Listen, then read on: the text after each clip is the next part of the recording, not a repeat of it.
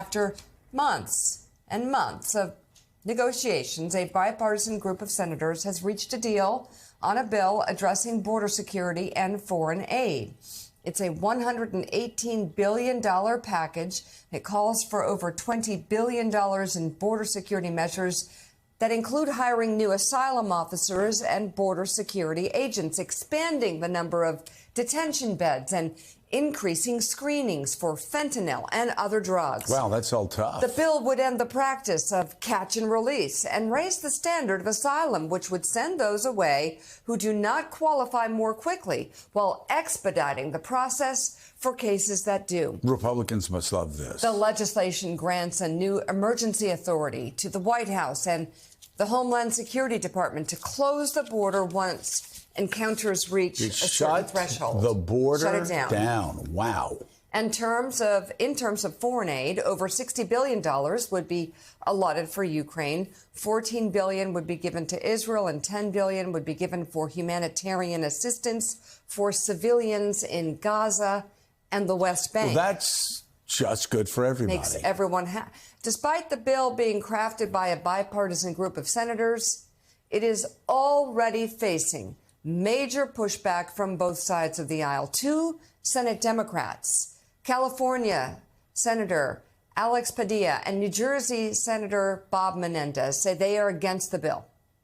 The House Republican leadership say they won't bring the bill up for a vote, with Speaker Mike Johnson saying it's even worse than expected. No, it's that's not. Just a lie. And I'd love to know what Bible he's looking at when he says he lives by the Bible, because it's bizarre that this guy is worshiping at the feet of Donald Trump. Basically does whatever Donald Trump tells him to do, and was, of course, the chief sponsor of the big lie in the House of Representatives. So just ask Liz Cheney. So as Speaker Johnson calls this even worse than expected, the lead Republican senator who negotiated the bill, James Lankford of Oklahoma, responded to those comments. I'm a little confused how it's worse than expected when it builds border wall, expands deportation flights, expands ICE officers, Border Patrol officers, detention beds, how it creates a faster process for deportation, how it clears up a lot of the long-term issues and loopholes that have existed in the asylum law, and then gives us an emergency authority that stops the chaos right now on the border. So I'm a little confused. I'll have to be able to get with the speaker's team on that to be able to find out what part would be quote-unquote worse than what we had expected based on the actual text. And hopefully they've all had an opportunity to be able to actually read through the text. Well, you know, Senator Lankford, Jonathan Lemire, obviously has good reason to be confused, because this is the toughest border bill in a generation. If you had read any of that to us a year or two ago, we would all say, oh, yeah, that's the Republican wish list. You go down it, it's a Republican wish list. And now, just because Mike is being told by Donald not to pass this bill, to continue to allow fentanyl to flood into the country, continue to allow illegal immigrants to flood into this country, what do we have? We have a situation where they want to keep the border open because it's bad for America, and they believe what's bad for America is good for Donald Trump. So text of the bill only came out late yesterday. It sort of defies logic that everyone's read it so far, but that hasn't stopped a number of Republicans from coming out vehemently against it. We've known for a while now it had a real uphill climb in the House, and Speaker Johnson is as you just said, dramatically opposing it. He also compared himself to Moses in an interview over the weekend. So as you speak about his own religion, beliefs, there's that one. Did Moses spread a big lie too? Was Moses the chief architect of a big lie? And I didn't know I'm pretty sure it's the I exact opposite. In fact, he brought down the truth from the top, from the mount. That's how I remember yeah. it. But it's also now this bill, as we'll hear more from our colleagues in a few minutes, also faces a real uphill climb in the Senate now. A number of Republicans are opposed to it. Mitch McConnell sort of had a magic number of GOP colleagues he wants to get there. That's seemingly unlikely. There's growing discussion that this is going to end up being some separate bills after all. Speaker Johnson's already put one forth for just on Israel. Unclear what happens to Ukraine. And now it seems like the border is going to go unaddressed. And this is something that poll after poll shows Americans want its leaders to deal with. Republicans for months have said we will, until Donald Trump said I'd like to preserve that as a campaign issue.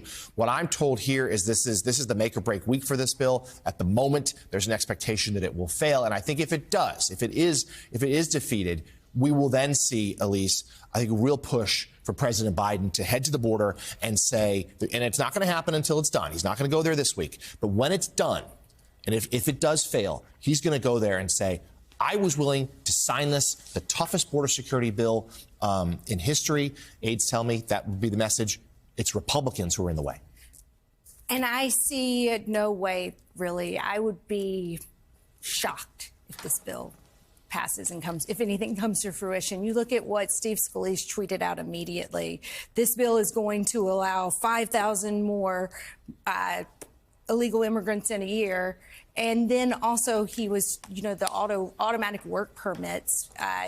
Republicans are going to, raise hell about that, too. So anything that they can do to say, like, oh, this bill is just going to let in more illegal immigrants and it really wasn't stopping anything, that will be their simplistic message, way oversimplifying what really is a sweeping bill and should happen, for the sake of national security, less about immigration than the national security threats that are coming through that border. But I think that Republicans are really going to seize on. They can say, no, it's allowing more people in, and then nothing will happen.